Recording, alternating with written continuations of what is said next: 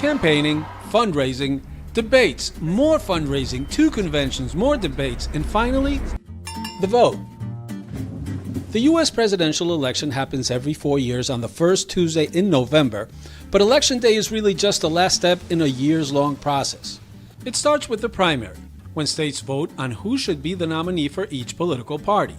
There are 2 major political parties that most Americans identify with, the Republican Party and the Democratic Party. The Republican Party is considered to be on the right of the political spectrum, supporting positions considered more conservative, while the Democrats fall on the left, supporting positions considered more liberal. Every summer, before the election, the 2 parties hold week-long events called conventions to officially select their nominee. Each state will send delegates to the conventions who act as representatives of the results from the primary. Joe Biden. Joe Biden.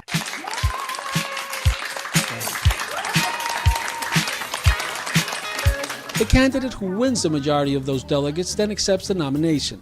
Even the sitting president has to be re-nominated by their party. But if he or she has already served 2 terms, they can't run again.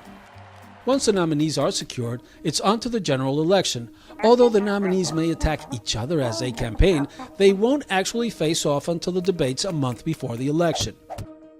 When it's finally time to vote, there are 3 ways to do it: by mail-in ballot for those who can't make it to the polls, by early voting, which happens days or weeks before Election Day, and by going to the polls on Election Day. Historically, only about 50 to 60% of eligible Americans actually turn out to vote.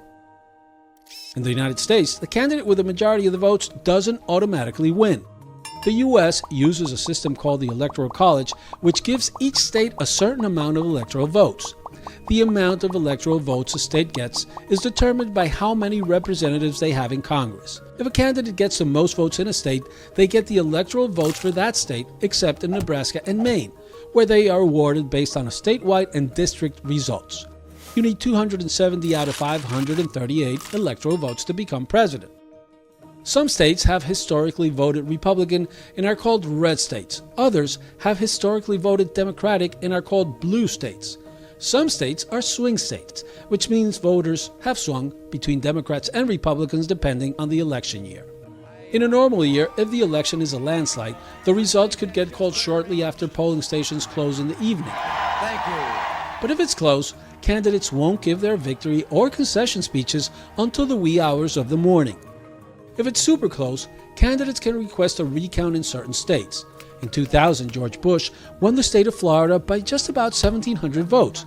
After a recount, it was only 327, and ultimately, the Supreme Court had to weigh in to certify the results. Because of COVID-19, mail-in voting is expected to increase and states are facing challenges, like shortages of poll workers. It may take some states days or weeks to finalize their results. After all of that, the winner is sworn in the following January, and almost immediately people start preparing for the next election.